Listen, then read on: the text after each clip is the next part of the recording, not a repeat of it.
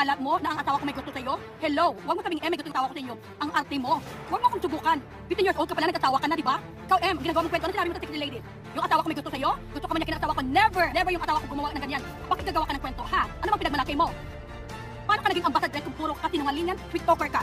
Huwag mo kaming subukan. Ngayon gumagawa ka? Hoy, pwede ko kayong kasuhan. Kahit alam ko na 15 years old ka na sumama ka sa ibang lalaki, wala akong pakialam. Nung time na yun, I try to protect you. Ano ginawa mo? Binabalahulan niyo ako itong kwento na totoong nangyayari. Tumatawag sa akin dito sa Amerika na humingi ka naman ng pera sa kit aminin mo, huwag ka magsinungaling. At pwede kita kasuhan. So, sabihin mo nga, magpalit tayo ng kaso ng dalawa, magharap tayo sa abogado kung sino nagsabi ng totoo. Kapag gawa mong kwento na may gusto sa inyo, sino bang malandi, di ba ikaw? Nung dumating ka sa bakulan, ano nangyari? Nagustuhan mo yung pamangkin ko, di ba? Yung lalaki. Nagustuhan mo pamangkin mo lalaki, di ba? Lumabas na sa issue noon. Pilit kong tinatakpan. Nung natulog kayo sa hotel, pinilit mo ang pamangkin ko kwento sa akin. Natulog yung pamangkin ko sa baba ng kama. Sa taas, anong ginawa mo? Umalik ka sa kama, bumaba ka doon sa tahid, tinabihan mo sa matulog. Kaya gusto mo siyang katabi. Kaya kung sino bang malandi, sino ha? Sabi mo, bata ka pa lang, tuloy na kayo hindi ka mag-aaral. Tapos yung pamangkin kong lalaki, inaakit-akit mo. Tapos marami si Temorin, marami si ebidensya dyan. Tapos ngayon magawa ka ng kwento na may gusto yung tawa ko sa iyo. Hello, who are you?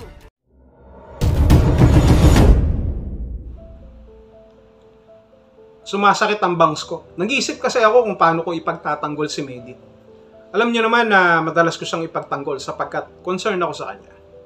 Yes, concern ako sa kanya. Hindi ba humahaba ang ilong ko? Well, matitindi itong mga salitang binitiwan ni Ate Anarita. Matitindi yung kanyang mga revelasyon. At sa tingin ko, dito talaga sumabog si Ma'am Anarita at pinasabog yung mga nalalaman niya patungkol dito kay Medit. Kung bakit naman kasi sumasakit talaga ang aking bangs ay dahil nag-iisip ako ng paraan kung paano ko ipagtatanggol itong si Medit. Alam nyo naman, usapin ng pera, usapin ng love life, kung love life ng matatawag itong mga nakaraan ni Medit. At ganun din naman sa natipuhan daw ni Medit itong pamangkin ni Ate Anarita Reyes. At datagpuan na lang na si Medit ay nakahandusay sa lapad kasama ng kanyang pamangkin sa isang silid na malamig ang sahig. Hindi naman yan na pag-uusapan natin. Pero mamaya mayroon akong i-reveal patungkol sa kwento na yan. Hindi sana mangyayari ito kay Medit. Hindi sana siya haharap sa mga ganitong klaseng kontrobersya. Hindi sana siya kahit papano malilihis ng landas kung mayroon talagang taong nag-guide sa kanya. Kung mayroon talagang mga taong tunay na nagmamalasakit sa kanya. At kapag sinabi kong tunay, ito ay puro. Walang halong kemikal. Kumbaga sa paminta, puro. Pero ano ang nangyari? Kung pag-uusapan natin ng paminta, itong si Medit ay higit pa sa durog na paminta pag nagkataon. Kapag hindi niya nasagot at kapag hindi niya naipaliwanag yung mga revelasyon na binabanggit ni Ma'am Anarita at ng iba pang sponsors. Bakit ko nasabi na durog dito si Medit? Durog na durog. Mas durog na durog pa sa mga nagdudurog dyan. Kasi wala nang sasagot para sa kanya. Walang didepensa sa kanya. Yung mga dumidepensa sa kanya dati na matitindi, sila Michelle, sila Kapitana, sila Ma'am Egypta, ay wala na sa kanya. At sigurado itong mga ito ang isa sa magkikriticize sa kanya, isa sa mga aatake sa kanya pag nagkataon. Sino yung mga natira dito kay Medit na dapat sana na pwedeng magtanggol sa kanya? Wala. Wala ako nakikita. Walang-wala. Kahit siguro magpagawa pa ako ng salamin o gumamit ako ng matibay na telescope o microscope, hindi ko sila makikita. Yung mga natira, hindi mo masabing depender. Sapagkat ang alam lang nila, kiligin sa lab team ng Jamdit. Yun lang. At pagkatapos nun, wala na. Hindi na sila kinikilig. Ang nangyayari kapag may issue si Medit, ang ginagawa na lamang nila ay manginig. Hindi kiligin kung hindi manginig. Mga takot. Kung talagang kayo ay nagmamalasakit kay Medit, sasabihin nyo negatibo o positibong bagay patungkol sa kanya. Hindi puro positive, hindi puro gusto nyo ay magaganda lamang naririnig ni Medit at hindi nyo na itatama kung ano ang kanyang pagkukulang, kung ano ang kanyang pagkakamali, kung siya ba ay sumusobra na o hindi. Dapat sinasabi nyo yun. Alam ko na sinasabi nyo kayo ay may pagmamahalan dyan sa komunidad ni Medit. Kayo ay mga sweet. Pero hindi ito nangangahulugan na kapag kayo ay sweet, ay kailangan nyo ng mag-sugar coating. Hindi ganun, sapagkat kung gusto mong maitama at ayaw mong humarap itong idolo mo dito sa mga ganitong klaseng issue, sasabihin mo sa kanya kung ano ang kanyang pagkukulang para maitama ang kanyang pagkakamali. Hindi kayo na lang ang puro tama. Ang lakas ng tama nyo eh. Hindi nyo sinabi kung ano yung mali. Puro na lang tama. Tama ba yun? Ang lakas ng tama nyo eh, no? Hindi dapat ganun. O, paano ngayon haharapin? Paano sasagutin ngayon ni Medit? Yang ibinabato sa kanya ni Ma'am Ana Rita. Usapin ng pera. Usapin sa asawa ni Ma'am Ana Rita na sinasabi di umano ni Medit na may gusto sa kanya. At ganun din sa pamangkin ni Ma'am Ana Rita. Pamangkin ni Ma'am Ana Rita. Ang totoo niyan, sa mga hindi nakakaalam, aminin ko na po, ako po ang pamangkin ni Ma'am Ana Rita. Pero, to be fair with Medit, hindi naman po talaga ganun ang nangyari. Ito yung nangyari, sasabihin ko na yung katotohanan. Tita Ana Rita, pasensya na po.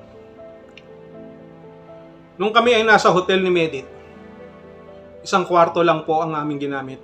Kahit na mainit.